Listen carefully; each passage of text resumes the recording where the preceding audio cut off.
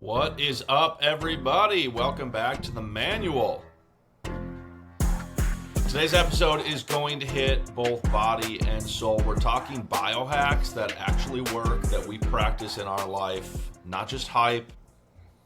We're also going to touch on a little bit of some of the personal goals Nick and I currently have in our life. Nick's working on boosting his testosterone levels naturally and documenting the whole thing while he does.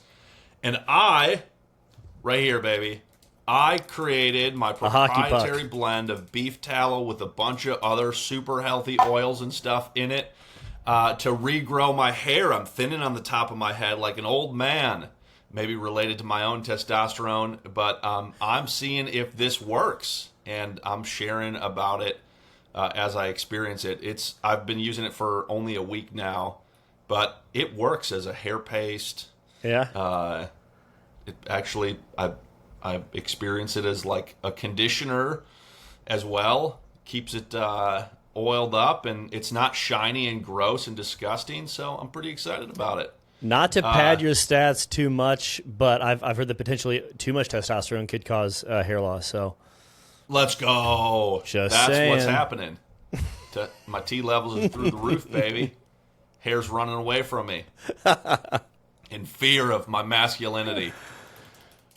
All right, let's get into it. Nick, tell me a little bit about the testosterone journey up until now. Where are you at with it? How far are you into this? I think it's been about like a month, right? It's been a little over. So I got tested 6 weeks ago, and I've been about 5. I got results back probably a week or so later. So I'm about 5 weeks into consistently pulling the levers. I deal daily. Some things I'm doing daily, like the stuff, like the nutrition stuff, I'm hitting up every day. I got you mentioned proprietary blend, which the nice thing about proprietary blend is it's a top secret. Nobody knows.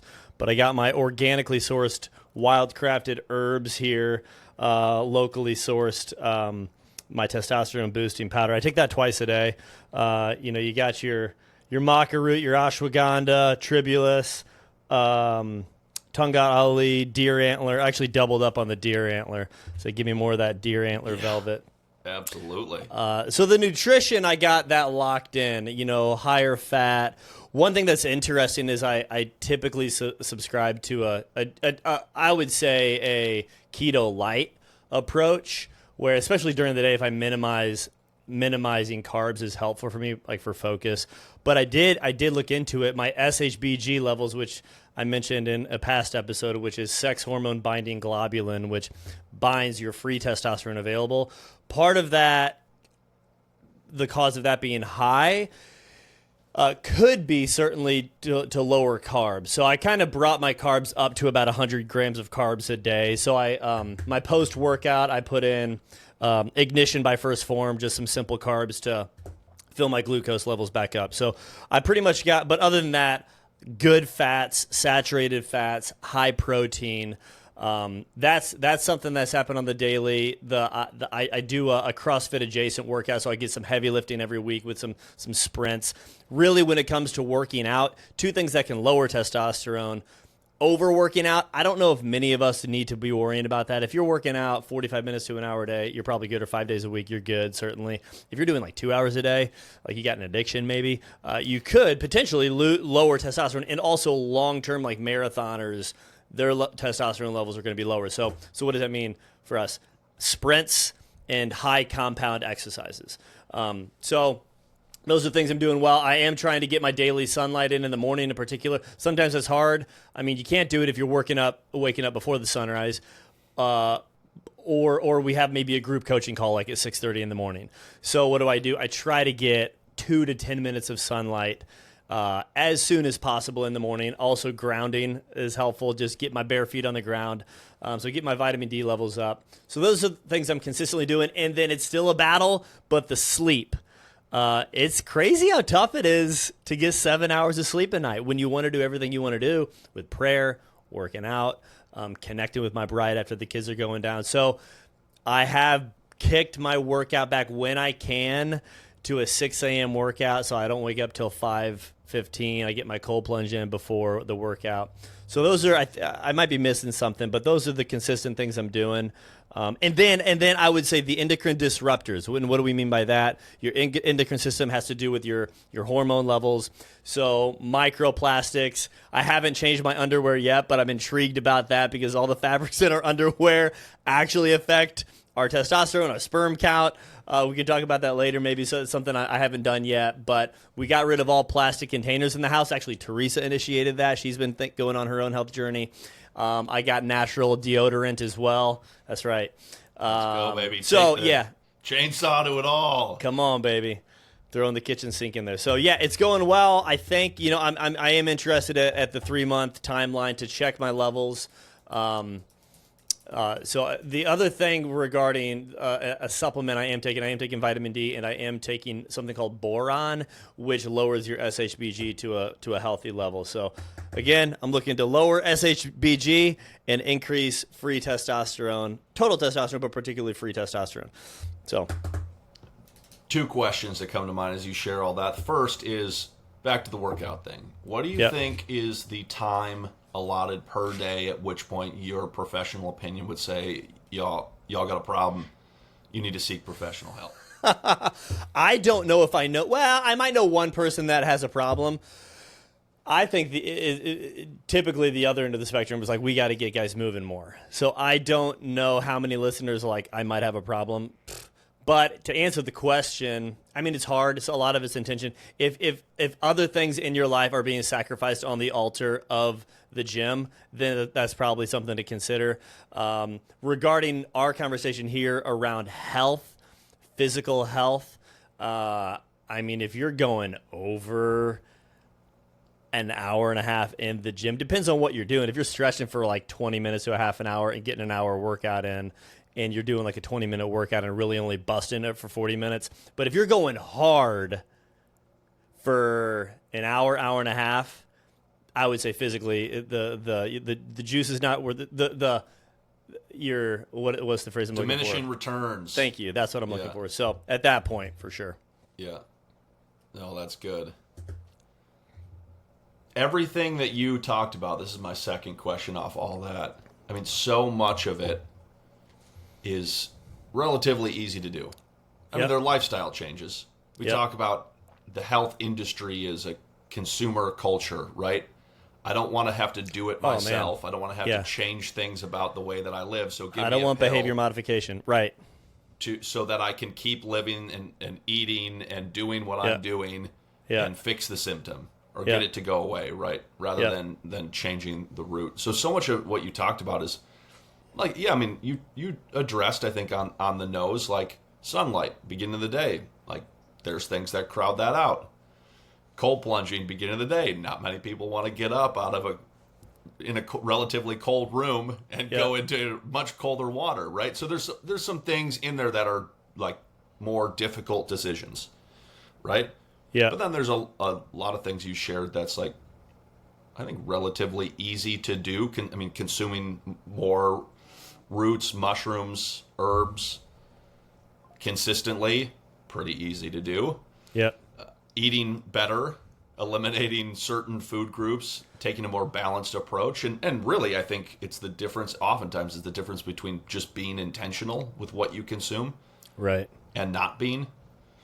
That, at least is my experience, is having a plan versus not having a plan is mostly the battle. I think it's two things.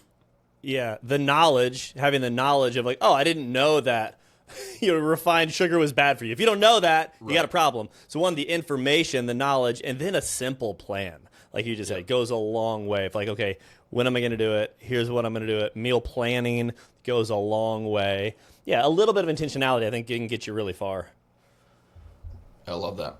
All right, let's hop into our top 5 biohacks. You just shared a bunch of stuff related to the testosterone and your testosterone journey. Yep. But we're talking here about just the things that we've learned from our own research study, learning about what's out there. I mean, obviously there's so much information now readily available via social media and other places that, again, as soon as you feel like you got your rhythm, there's another person saying, oh, you need to take berberine. Look at all the things berberine does, and now you got to go buy a berberine supplement. Creatine's no longer good enough. Whatever. I'm curious about this discussion about, I mean, you and I are thirsty for this stuff. We love talking about this stuff, love sharing it between one another. You've spent a lot more time, admittedly, than I have. I mean, I really tried to start getting healthy personally just a couple years ago. You've been doing this for a long time. So really curious to know, I mean, this is from my standpoint, it's kind of like a more fresh perspective of learning to be able to live a balanced routine health life, especially when it comes to my body and my brain. And then for you as more of a seasoned, bordering on an expert perspective, the things that you found over the long term that you would say, the top 5 things you would recommend other people start doing that maybe they're not, that could really have an outsized effect, especially for the effort it would require to make that change or to do a different thing. Yep. So why don't we start with number 1 on your list? My number 1, I mentioned it with the T levels, is sleep hygiene. And there's a lot of things that go into it, both leading up to it and then having a consistent bedtime and consistent wake time. I would say sleep is your human superpower. It is the number 1. I'm convicted that it's the number 1. It should be number 1 on everyone's list. Aiming for 7 to 8 hours of consistent, high-quality sleep. What do I mean by high quality? I've heard it said it's helpful to make your room a sleep fortress. Now, do we have all the blue light completely blocked out in our room where no street lights are peeking through the curtains? And no. But ideally, if you can minimize it, that's helpful. I would say 67 to 79 degrees. We got ours set at 68 degrees at night, dark, quiet. Avoid screens an hour before bedtime if you can. If you can't do that, I got mine quickly set on. So here's my phone. It's normal, 3 clicks and it goes red. So there's 0 blue and green light coming through the screen. If you got to look at your screen an hour before bed, do something like that. Or also, maybe we could throw a link in the show notes on computers. There's something called Lux. It sets your computer to basically shut down. It takes a little bit getting used to, especially if you're on a Zoom call or something. And it's harder. It's not as appealing for your brain to look at. So basically, preparing for sleep's a really big deal. Yeah. So avoiding screens. Some people set a sleep alarm. Not just an awake alarm, but hey, get ready to go to bed. If you're married, it can be helpful to go to bed at the same time. Sometimes it's helpful to do some breath work to wind down, like an inhale. I've heard the physiological sigh, and I don't know if we've mentioned that before, can actually help. Just 3 physiological sighs, so 1 inhale to about 80%, and then a last inhale to kind of open up your alveoli sacs, or is that what you say? Is that how you call Something it? Like that. And then a long, slow exhale can really help you wind down. So, sleep, number 1. What was that on your list? It's number 1 for me too. Yeah, I mean sleep. I'll just add a couple things that you said on top of it that are really interesting, sort of studies or applications. I mean, so incredibly important for brain health, memory storage, cleaning. Yeah. I mean, it's like your daily fasting routine in the same way that fasting, which we'll talk about, I'm sure, in a little bit, cleans out. It's the junk removal system of your body. This is your daily rhythm of trash pickup in your brain. And so the most dramatic effect, I mean, there's a lot of guys that I work with just like step number 1, like, bro, you got to get your sleep in order, man. Like, it's all over the place. I just took a sleep class in college. Best possible sleep you can get, like you said, go to bed and wake up at the same time every day. Even weekends, yeah. Yeah. If you can. With the standard in the scientific community is like within an hour of the same time every day. Okay. Because, I mean, obviously there's going to be things that are going to affect that. But that's the ideal. I mean, it's a great example. Weeks to weekend is like, you go to bed because you work during the week, 10 p.m., wake up at 6 a.m., and then on the weekends you stay up till 2 a.m., and then sleep till 10 a.m., in the example of like a single young adult guy, probably, where you don't have an alarm clock built into your life and in persona child. But the importance of sleep to overall health. I'm reminded of, there was a podcast interview I listened to some years ago. It was a psychologist who works with one of the top exorcists in the world. flies all over the world dealing with the most challenging cases of people experiencing some level of demonic activity in their life. Crazy stuff, crazy stories. If you don't believe in the spiritual world, maybe you should start. They go, and the goal is, when they do it in any exorcism, is to take an inventory, is to find out, is this actually a demonic issue, or is there something else going on in their life? And basically to rule out more ordinary issues before they treat everything like it's some crazy firework, a direct dealing with some demonic spirit. In their experience, and in his research, over 90% of what people report as some demonic activity in their life is directly related to sleep disorders. No way. Yeah. 90%. 9 out of 10 people that experience things in their life that they start to believe is demonic activity. Wow. Is related to lack of sleep. Yeah, and it's interesting. So it's not demonic activity, but how it can actually appear and come across as that is just interesting to think about. Like, oh, you seem like you're possessed. Spiritually not, but like your brain is. Like your brain's getting... And like how many, like, man, if I grew up with a freaking smartphone, I didn't have a cell phone until I was 18 in college, freshman year. But like I could be up till 2, 3 a.m. And it's like if you let your kid like sleep through the night, I mean, with this stuff, like you're just... There's no sleep hygiene, and the brain is getting, you could say, possessed, to use that word, by, or hijacked, and and how that's going to manifest in these different mental disorders. That's fascinating. Yeah. Dude, I stole a radio. I used to listen to the radio as a kid till late into the evening. No Is that joke. Right? Yeah. I used to listen to the radio as I laid awake in my bed. That's neither here nor there. I remember many nights that I stayed up way too late as a young person. Yeah. But again, I don't think you have to look any further than what we talk about so much, Nick, about your prefrontal cortex and your emotional cortex. Right. Like, how does something like this develop in the brain? These two major parts of your brain that sort of deal with your conscious experience. Mm-hmm. Right? And which one's winning, if you will? The reactive, highly emotional part of your brain, or the thoughtful, predictive, analytical, decision-making, remain in my ideals part of my brain. This part of their brain, even though it makes up roughly about 8%, the prefrontal cortex, about 8% of the total area of your brain, in terms of total size, takes over 40% of the brain's energy. Whoa. And if you are consistently eliminating your brain's ability to regenerate energy, what does that mean? Create new neurochemicals for the next day, create new stores, put in new pumps, put in new uptake pumps, which on the sides of the neurons are the things that allow one neuron to receive the signal, the other one to send the signal. If you debilitate all three of those functions, you don't have enough neurochemical, you don't have enough pumps to make and push out the neurochemical into the synapse, and then you don't have enough on the other end to actually receive that, you debilitate your brain's ability to communicate.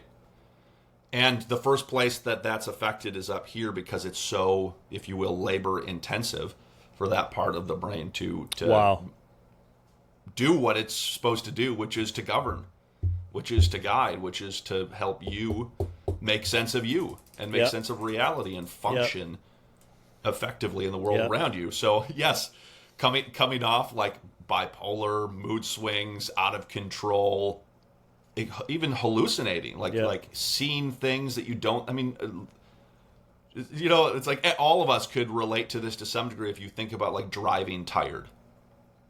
Like when I'll close my eyes tired, for 2 seconds. You ever done that? I'm just gonna you're driving down the highway and I'm like freaking wiped, and I close my eyes for 2 seconds just to get a little bit of. Have you ever done that? Yeah. Oh yeah. I'm wiped. Yeah. Let me close my eyes gently. Holy crap! Yeah, I just micro nap. Yeah, you never realize how much focus driving takes until you're tired. Yeah. Sleep, people, get your sleep. Yeah, it's so important. So what's number 2 for you? Number 2 for me, breath work.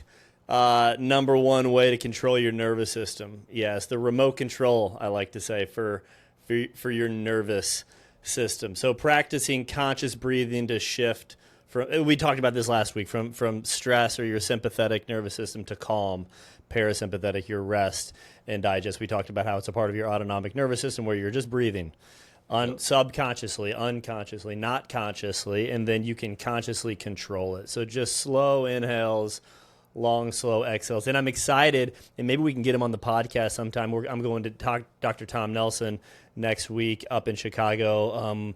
Real good friend of Dr. Bob Schutz. He's been on his podcast a few times, but he does some body work and breath work with his clients to tap into trauma, both in their memories and held in their bodies. And he just talks about this isn't just something you just want to do. We need to have anchors in our day where we're consciously doing it, but ideally you train your diaphragm and your brain and your body and your lungs to have like a way of life as you're breathing as all this stuff is a way of life, but it takes intentionality to build it in.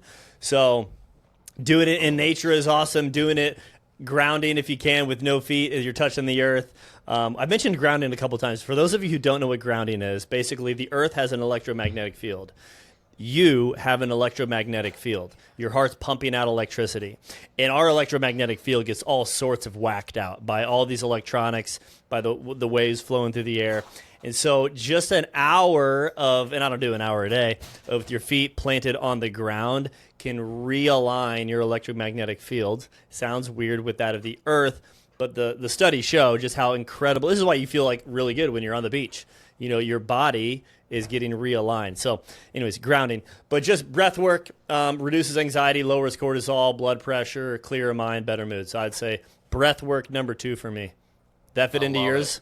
I love it. Actually, breath work did not make my list, so I'm really glad you brought it up. And it's definitely not because I don't believe in it or love it, but we should probably not have all 5 all the same one. So I'm going mineral salt with lemon juice in the morning. I am not a morning person. Have struggled. I sleep great every night. I sleep like a rock. It's relatively easy for me most of the time to go to bed. We talked about the physiological side. When I don't go to sleep, I use the physiological side, and most of the time I'm out like that. Awesome. I sleep super hard. My wife would tell you many stories about how hard I sleep. But waking up has never been, I experience myself oftentimes in the morning being like trying to get a train moving versus a moped.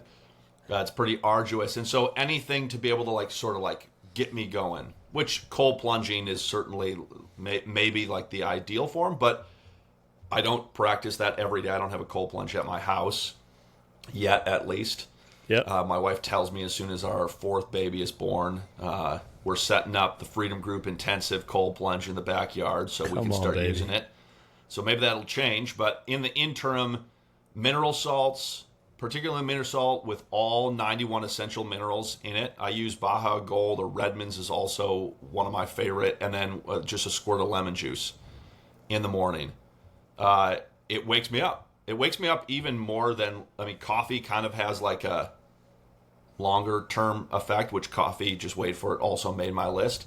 But it works. It works. I feel like lighter. My brain immediately feels energized and more, I would say anywhere from 25 to 50% more awake, more alert, more engaged. And your cells need all 91 of these minerals to be able to function, but there's a lot of cells in your brain, and to experience that immediately, first thing in the morning has become really important to me. So the mineral thing, mineral salts, and lemon juice. Minerals are a huge deal because we talk about the world, the vitamins are pushed everywhere. The reality is if you don't have enough minerals in your system, you can't uptake the vitamins, so you're just pissing all of it out. Yep. So the minerals, they're these micro things, a huge deal to get real salt, not the crap salt that's out there, into your system, magnesium, potassium. It's good. Yep. My next would be cold exposure. Something that probably Actually, no, the first time I really got into it was years ago, and I had a buddy, Sean Halpin, shout out, who we got into the habit by doing it every day. We just checked in with each other. We gave a thumbs up and a cold emoji, shower emoji every time we did it. So if it was 5-minute cold shower. We started in the middle of winter. I read this book called, I think it's called How to Crush Your Comfort Zone with Cold Showers. And this guy's story is one of, many like it, where he got freed from, dude, it was like heroin addiction, I'm pretty sure, all these addictions. And he says cold showers was the way to it. There's some science behind the brain science, what happens in your brain when you do it, physiologically and psychologically. But how you do one thing is kind of how you do everything is an approach I like to take to life, and how it can build this resilience of I can do hard things. So I can't tell you the last time I've taken a warm shower. In the evenings, if I ever have just been working all day, I'll take a warm shower in the evenings, which you want warm shower in the evening because you want your body temperature to start cooling down for bed. But in the morning, you want cold shower for your body temperature to start raising. You do actually want a cortisol spike in the morning for energy. So cold is stress that makes you stronger. If you can do an ice bath, cold plunge, recommend making one. If you're interested, I can shoot you an email on I got everything you need for turning a deep freezer into a cold plunge. Doesn't take much. Highly recommend doing that. And maybe just starting with 30 to 90 seconds. I do a 2-minute cold plunge at 38 degrees. Cold shower I do for about 3 minutes. Full disclosure, I do wash my face in warm water when I'm in the sink before I hop in the cold shower. I don't know why. I shave and wash my face. Judge me if you want. But it's just crazy, man. The dopamine increase for a cold plunge at 2 minutes, and I don't even think it needs to be as cold as 40 degrees. I forget what the number is. It can be a little warmer than that. 250%. Cocaine increases your dopamine by 225%. Really quickly, and then drops you below baseline not too long after. And norepinephrine by 530% for a cold plunge. Cold plunge increases your dopamine by 250%. So just increase energy, particularly, and it starts building up over about 45 minutes. Reduced inflammation is a huge deal for cold therapy. Improved immunity, elevated mood. Kind of not a direct correlation to higher T levels, but increased human growth hormone. It depends on when you do it. I do it before I work out typically, which helps fast twitch muscles. If you do it post workout, you're nickel and dime in here, but it does improve recovery. But the quote con is it does decrease muscle growth, but that's like barely. You're not going to notice it, and increases fat burning, thermogenesis. So I love. That actually might be my number one. I'm just so passionate about it. I think everybody should do it. At least men. I think every guy should do it. It's just the resilience piece, the mental piece, and then the physiological. It's like the eat the frog thing. Do the hardest thing right in the morning.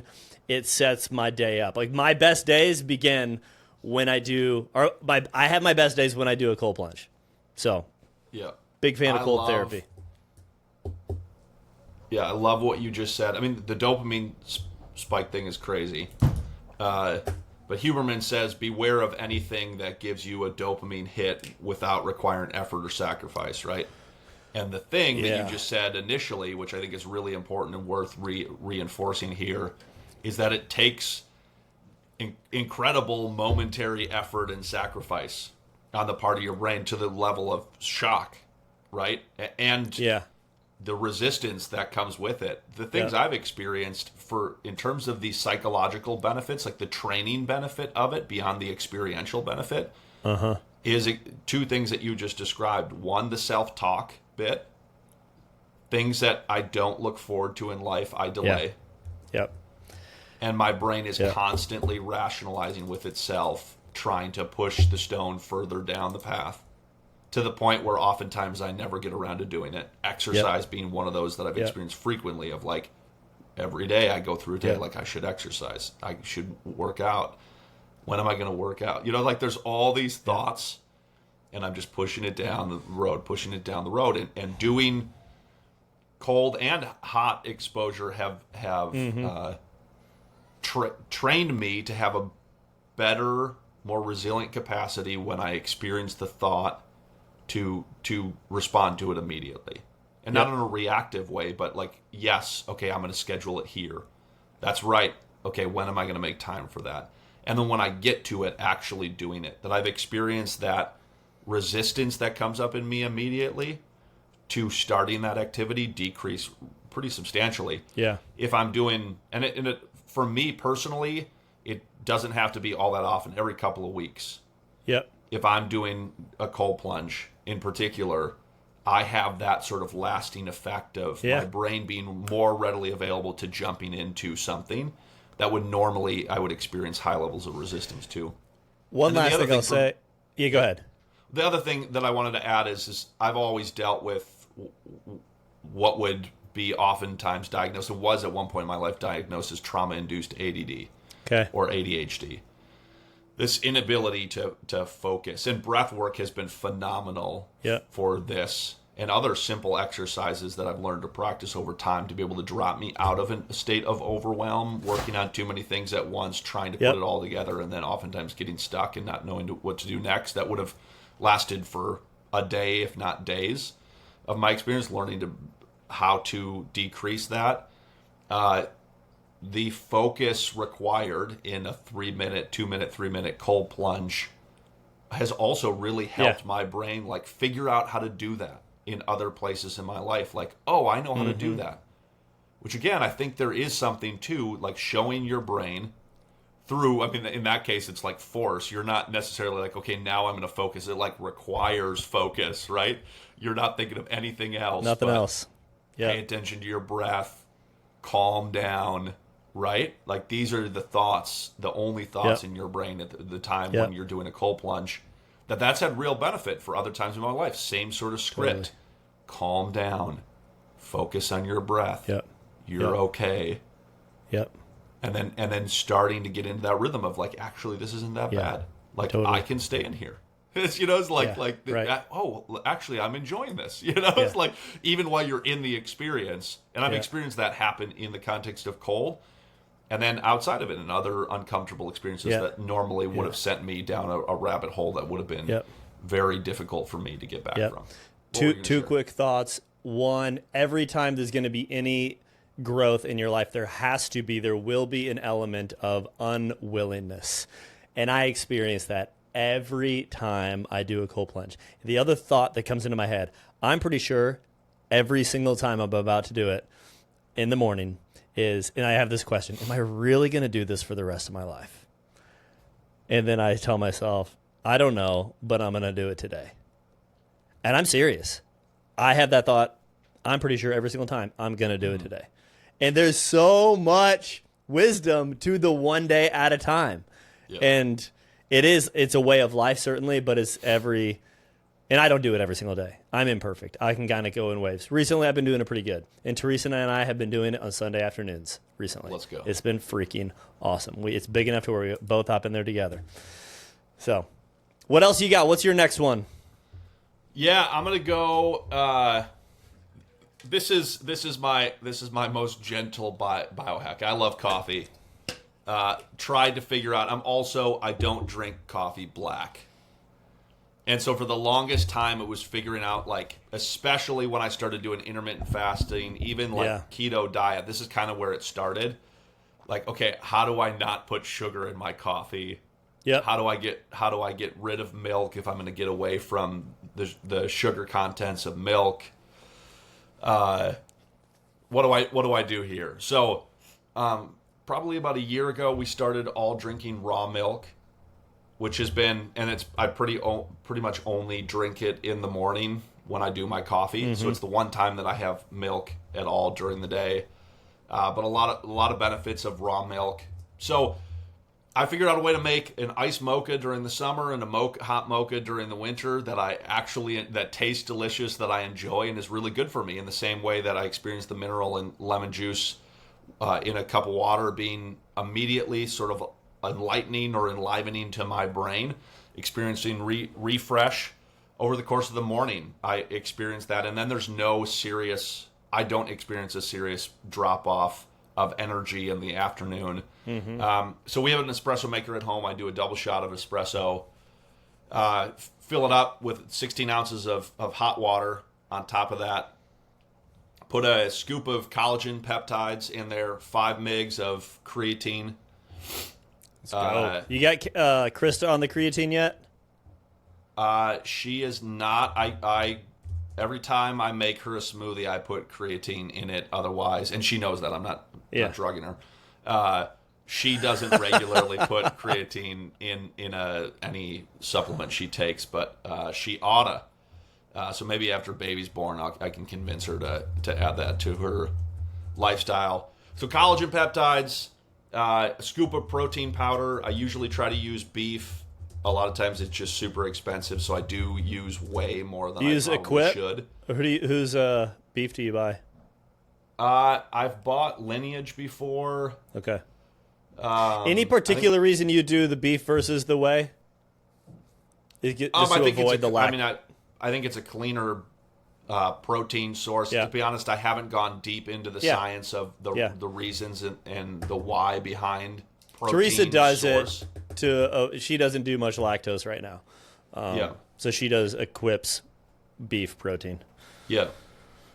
So you do a chocolate protein powder, the creatine, like I said, and then I got a mushroom blend. It's got lion's mane, reishi, cordyceps, turkey tail, chaga, a number of other mushrooms in baby. it.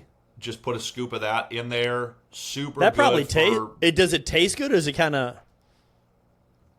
Oh, yeah. How do those taste? They taste all right. Yeah, it gives it a little bit of like an earthy. I don't know how to say it, Arabica or Arabica.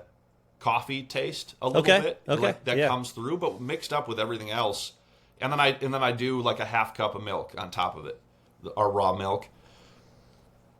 Got it right here. Let's go. This lasts me about 3 hours in the morning of work. Tastes delicious. It tastes like I'm drinking coffee. And then it didn't make my list, but it's my new thing because matcha tea is incredible for you. I started to add matcha tea in the afternoon, a little bit of a caffeine kick. Yep. In the afternoon, do another half cup. If I do it with milk, I'll do a half cup of raw milk on top. But it's literally matcha tea mixed in water. A little bit of monk fruit sweetener if I need it. A little bit of salt in there. If you do those two things, the raw organic stem leaf matcha tea, a little bit of monk fruit sweetener, a little bit of salt. It literally tastes like the matcha tea you get from Caribou. I think it's even better. Oh man! And it's incredible. It's super good for you. It's real matcha, which is stacked with phenols, polyphenols.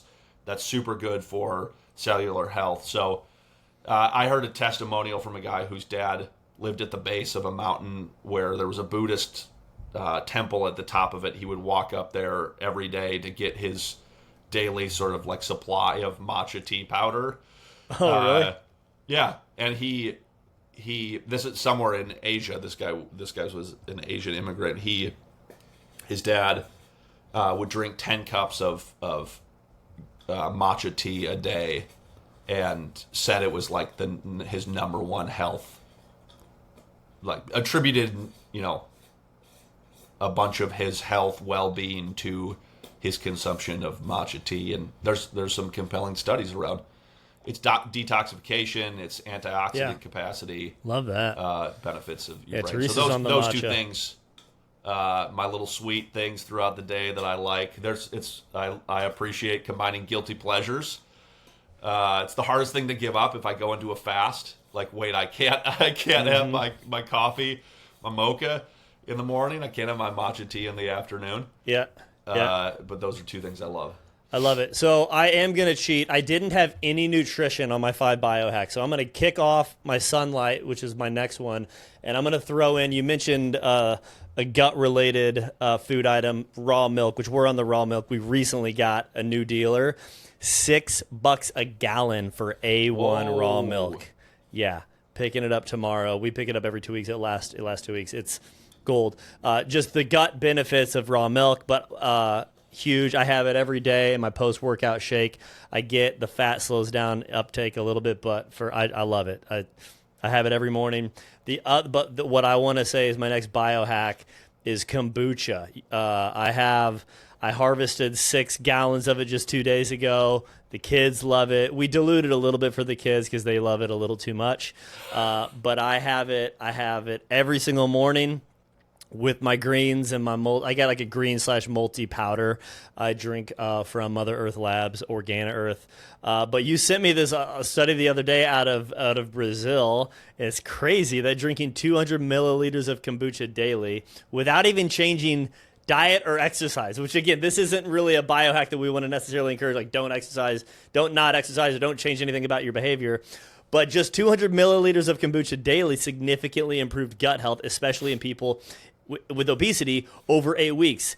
And it changed their gut to the gut of a normal weighted person, even though they didn't change anything else. So gut health, you guys have probably heard, is a huge deal. The new research coming out in recent years, it's like the second brain and the gut-brain connection. This is why you mentioned sleep earlier. Jordan Peterson was, if anybody ever, when he used to clinically practice one-on-one, if anybody came to him with depression, he'd talk about two things. Okay, one, what's your sleep like? Two, what do you have for breakfast? Mm-hmm. Like, what's your diet? Are you having healthy fats? What is your gut? Because what's your gut biome like? Because your gut-brain connection is huge. So it increased beneficial bacteria, reduces harmful bacteria, reduced gut fungi, and then kombucha didn't just add probiotics, but it helped existing good microbes thrive. So kombucha, you got to be careful with kombucha because you can have it be pretty sugary, especially if you buy it in the stores. So there are very, very low sugar kombuchas out there. You got to search for those. They're hidden. Or you do it like I do and brew it for about 4 to 6 weeks in a dark closet, and there's basically tastes like vinegar, honestly, but I like it. It's got, the kids like it. It's got a nice kick. Barely any sugar at that point left in the kombucha. So kombucha just made my top 5 list. Love it. All I can think about now is Jordan Peterson telling some person who's depressed that they got to give up their Lucky Charms in the morning. And they just became more depressed. I just wanted the medication. Oh, come on, just give me the drugs. Yeah. Oh, no more Lucky Charms. What about you? Number 4. I'm curious. Before I give mine, have you found a store, a sort of name brand, readily available store-bought kombucha that isn't crap? I mean, all the ones I see on the shelves are stacked so full of sugar. Yep. That I don't think you're doing much good for yourself by drinking 25 grams of sugar. Totally. As you get your kombucha. 100%. This is Teresa's world. So she has bought some kombucha. I'd have to look up what it is, but I know recently we had one, and it was like, I looked at the label. I think it was like 4 grams of sugar, which is really good. I don't know if you're going to find 0 anywhere. Yeah. So I don't know the answer to that, but number 4, I had sauna cold plunge on my list. You talked about cold plunging already. I'm going to punt that off, and I'm going to add in I don't do kombucha, but what I have started doing at least twice a day is taking a shot of ACV.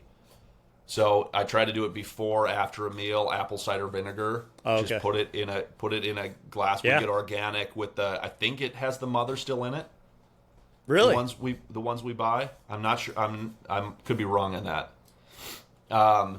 But I'm weeks into it.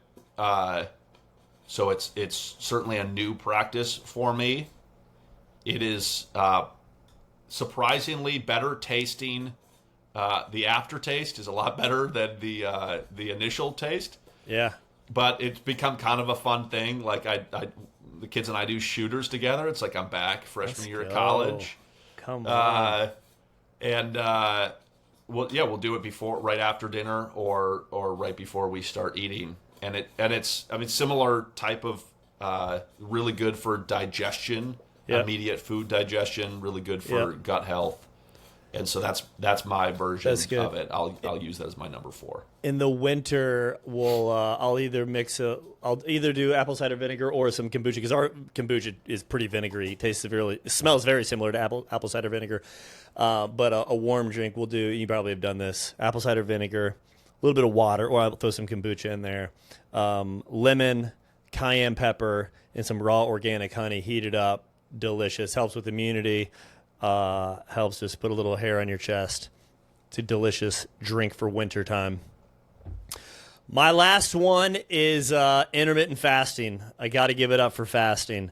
I my goal is to do a 24-hour fast. I get about a 23.5-hour fast every Thursday to Friday. Thursday dinner starting around 6 p.m. after dinner to Friday dinner at 5:30. Fasting is huge. I drink only water, black coffee during that time. I do have some electrolytes, sugar-free, calorie-free electrolyte. It gets you into ketosis. I mean, if you're having a high sugar diet, you're not going to get into ketosis within 24 hours. And what is ketosis? Basically, there's two energy sources in your body. There's glucose and ketones. Typically, we're all burning glucose, sugar.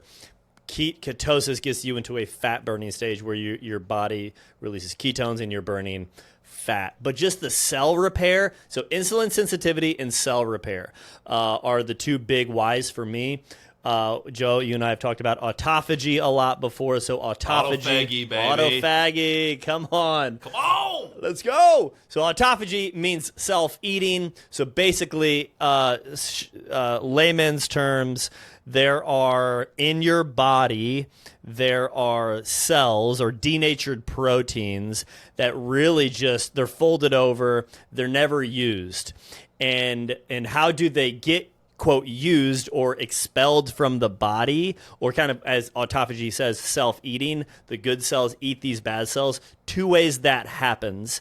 One, through high intensity interval training, or two, through fasting. So why is that important? These cells are the primary cause of neurological diseases.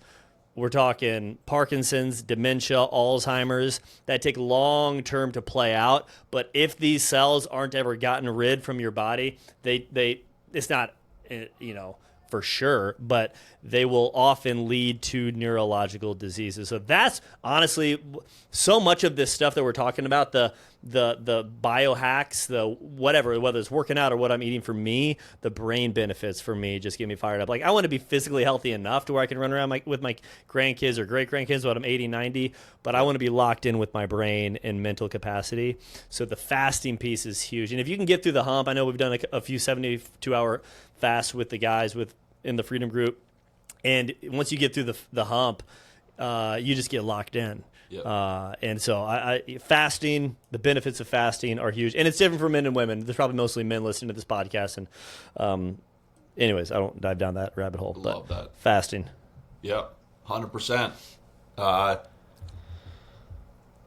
Yeah, I'm right there with you. I mean, there's so many other benefits. I mean, the cancer journey we've been on with our son. There's so much research out there about if you have cancer, the benefit of it, to starve the cancer, to get your cells, your immune system online in a way that it isn't in a normal state, to be able to identify and kill cancer cells naturally. I think it's Dr. Eric Berg who says if I found out I had cancer tomorrow, the first thing I would do is go on get rid of sugar. Only 10-day fast. Water, okay, yeah. Number one. Yeah. And I mean, there's a lot of protocols. Again, these are extreme protocols for people who are in a non-healthy state, but ketogenic diet, intermittent fasting, doing 48 to 72-hour fast regularly, while also taking a supplement to be able to remove glutamine, which is the other sort of sugar source or energy source that cancer cells can use because they run in an anaerobic state. Their mitochondria can't actually consume anything other than glucose, glutamine. So you should basically starve them out if you do that often enough. I mean, it's an art and a science in terms of how to do that. But when you're healthy, ideally you're doing this regularly enough that you don't have to get to the point where you have cancer. And the fact of the matter is we all have cancerous cells running around in our body that exist. They just haven't proliferated enough to cause us some sort of symptom or issue. So I think the data on the benefits of fasting, as well as the spiritual grounding, the lifestyle effects, the discipline required, it's in the top 5 for a reason, but it is again, it's one of those things that I have resistance to it every time that I go to choose to do it. Totally. It's why we do. I mean, we do it because we love it and we want other guys to start doing it. And we've heard over and over and over again, guys, like, that was a huge shift for me when I did that 72-hour fast. But doing it together, doing it with other people, the way we do it, we have a Join the Fast page on our website. You can go there, join up for the next one. We shoot out an email when we're going to do it. Everybody hops into a group chat. We support each other. Share wins, share experience, share wisdom, insight, help you get into the fast. What are you eating? What are you drinking leading up? How do you start? What do you consume along the way? And then maybe most importantly, how you come off of it to not destroy your gut as you come off of a long fast. So I think that's, I mean, like anything, like, get around other people that want the same thing you want. And you'll experience it being easier is the wrong word, but more enjoyable, more fun, more rewarding in all capacity or facet of the word. If you do it with other people, and far more likely that you'll actually do it and not quit 12 hours. I don't know if easier is the wrong word. I mean, it's so much better, so much more doable. I say doing it with others, or at least others. Like my wife knows that I do it. That's just helpful, because I've honestly fasted and become bitter. Yeah. Like, others are eating around me. Like, what the hell is that? What the hell is wrong with all of you? Yeah, I love that. All right, my number 5 is long walks and body weight workouts. My reason for this is largely because of the injuries I've sustained. So I tore my ACL on both sides of my meniscus 2 years ago playing basketball, which is the first major injury. I broke my nose before, never had any other major injury, and it's been quite challenging to get back from that and try to get to the point where, I mean, I still have far less muscle tone in my quad than my other leg. Got back to squatting a little bit, but just putting heavy load into my leg hasn't really gotten it back where. And then I mean, lifestyle. Like, what do I really want? What is my goal? Is it tone definition, muscle size, or is it overall health, body? Total body fat, things like this. And so, honestly, there are a lot of days where, I still subscribe, like you said, that the best way to get a natural dopamine release, to get your body moving in a way that is of utmost benefit, is a 20 to 30 minute high intensity interval training workout is sort of like the minimum bar. But doing that just purely body weight, I've experienced. I used to do that back in high school. Just did this Navy SEAL circuit, which is simple. I mean, the only thing that you used a log for one or two of the workouts, and I think they may have been bench presses and one other thing where you literally, I grew up on a lake. We had a literal log that we left on the sand down by the beach. But then we do swimming, push-ups, sit-ups, a number of different things. And so I've been trying to get back into that. I mean, especially since I got this hernia from deadlifting too much weight with some friends and waiting for surgery for that until after a baby is born. It's like, what am I going to do? I can't put up heavy weight. I don't want to get an incarcerated hernia. It hurts like the dickens. But I also don't want to stop moving. What's an incarcerated hernia? What'd you say? What's an incarcerated hernia? An incarcerated hernia is where part of your intestine goes into a hernia and stays and then can't get out. Which point you can get. He's incarcerated. Got it. Incarcerated. He's locked up. Yeah, you get arrested. Yeah. Dude, if police pulls you over and they find out you have a hernia, you get arrested, you go to jail. I'm sorry, sir, that's illegal to drive with a hernia. That's right. They call it an incarcerated hernia. Real quick, you said 20 to 30 minutes. I mean, if you could bust out a 10 to 12 minute HIIT workout. I mean, do 30-second burpees, 30-second sprint, 30-second lunges, something like that. That'll get you. I mean, it does. I love the body weight workout stuff that you're talking about. You can get a freaking workout. Yeah. And Like, it does not take much, especially the down, like getting on all fours on a burpee or doing bear crawls and getting back up. I mean, that's great work. Yep. Love it. All right. Did you say number 5? I think that was my 5th. All or right. did I? Was that? I think I got 5 in. I think we both got 5 in. If we didn't, we want to hear from y'all. What are the biohacks, the things that you've intentionally done in your life to be able to prioritize health? And again, a lot of these things that we talked about, the goal here is not just to get jacked or to look good or to be, physically healthy or whatever. The goal is body, mind, and spirit integration, to be able to prioritize body, mind, and spirit health and human flourishing in all 3 of those categories. Yeah. And very often what you do that's really good for your body is conveniently really good for your brain and your spirit. We talked about fasting. That's an excellent example of those 3. It's good for all of you, not just one part of you. And the goal with fasting isn't simply just to try to put your flesh to death and to crucify it as if you hated your physical body and couldn't wait to escape it. Right. In just through a purely spiritual lens. It's actually that when Jesus taught us how to fast, when he fasted, the way that he lived, the way that he disciplined his own body was actually really freaking good for his body. Totally. And yes, he offered his body up on the cross, but he also loved his body and the way that he lived, the way he took care of himself prior to that. And so I think there's just so much to say there about these things that we're doing. Is at least our personal conviction and belief is that what you do for one part of you, your body, your mind, your spirit, if it is truly good, it benefits the other 2. Anything else you want to say in closing out that discussion of biohacks, Nick? No, I think just sex with your spouse probably should be an extra 6th man on the bench. Let's go. There.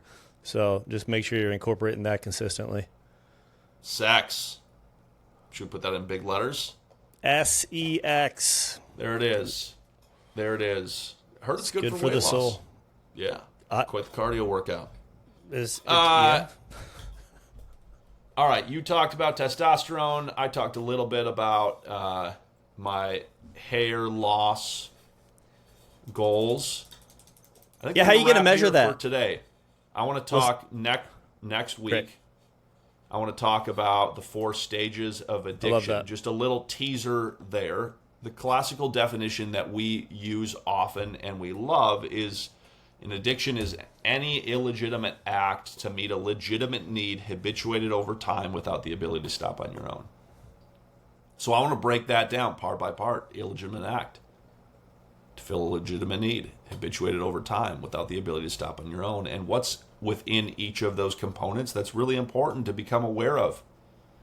If you are experiencing a compulsion for something, sugar, porn, sex, drugs, rock and roll, anything that you experience as Andrew Huberman says, a narrowing of the things, of the array of things that give you pleasure. How to understand that and to become increasingly aware. So next week is going to be about a sort of addiction awareness. Addiction is a big word in a similar way of trauma. Does it rise to the clinical level of addiction? Well, for our purposes, we don't necessarily really care as much as we do care of let's actually define what that looks like in lived experience. And outside the context of does it rise to a clinical level, is how much of a hold does your inclination to need these things that you don't actually want in your life holding you back from living the kind of flourishing life that you were created for? And then obviously what comes after building self-awareness around that is what could you do about it? Yeah. How do you get free? So we'll talk about that on next week's podcast. All right. Y'all, we're grateful for you. A couple quick reminders. The KingMakers Community launch is next month in July, beginning of July, mid-July. I think you don't want to miss it. If you are a dude trying to live purpose in your life, build an operating system for your life, have accountability to build in a rhythm of goal setting and doing the deep work to be able to get there, get connected on the same page as the people in your immediate sphere of influence with where you're going, what you're trying to accomplish, especially, it's certainly not necessarily only for married guys, but if you're married, are you and your wife going the same direction? Are you guys on the same page with where you're trying to be in a year from now?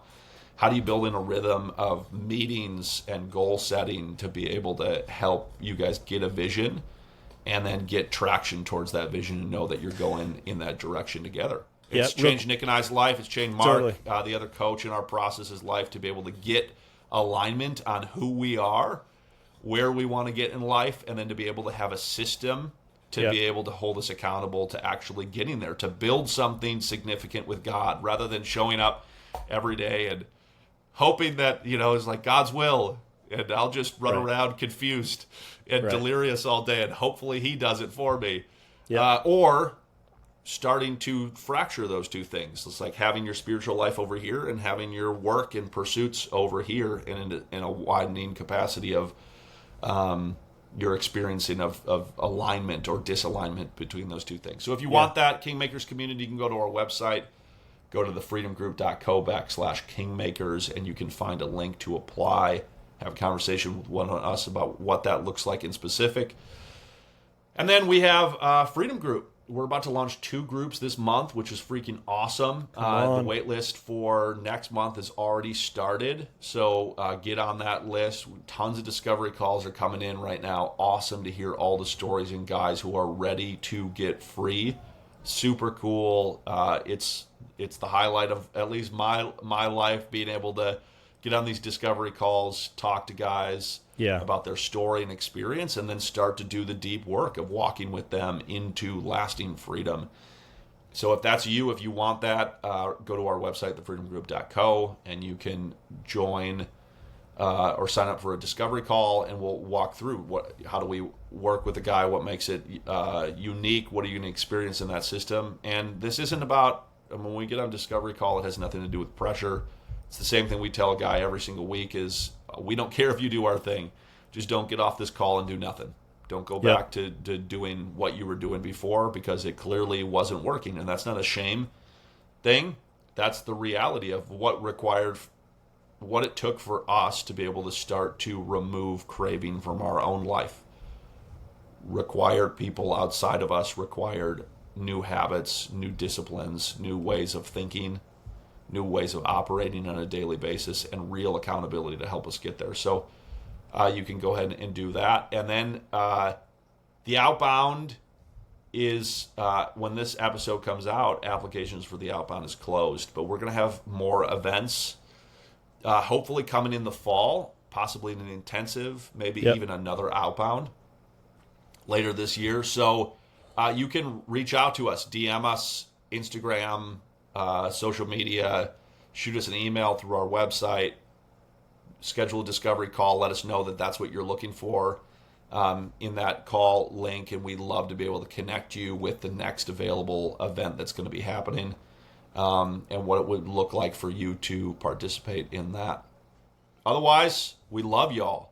We love y'all. It's an honor to do this work. It's an honor to be able to build this community of people where it's really about, again, it's about masculinity, about tapping into our manhood, helping ourselves and others experience that kind of initiation that we all long for into real competence and confidence in who we are as men, and then to be able to live with real intentionality, like we talked about all throughout the podcast today. Is you can fill your life with just the next thing, or you can find the things that work at a sufficiently deep level and then intentionally commit to them for the long haul and experience outsized gains by doing what are oftentimes relatively simple lifestyle adjustments. But take encouragement, take time, effort, and energy maybe on the front end to be able to build into a new rhythm of life. And so we want to do that with you, not just us sit here and tell you what we're doing or what you should do, but to figure out ways that we can actually partner together with you to do that together, because we live in a community of brothers, and we want you to come join us, whether that be in an online context or some way, somehow in a physical context, and we're just building this thing one day at a time. So come and be a part of it. Come be a part of what we're building here. We would love to have you. Love it. Yeah, whether you're trying to get healthy, regain focus, fight addiction, trying to find your purpose, don't do it alone. There's people here to walk with you guys. There's a brotherhood. There's a community here, whether it's the Freedom Group or wherever. As Joe just said earlier, we tell guys on the call that one, I'm grateful you reached out. You got to reach out. You got to take the next step. But whether you do the Freedom Group or not, you got to do something. So don't do it alone. So subscribe, share, keep walking in truth. Y'all see you next week on The Manual.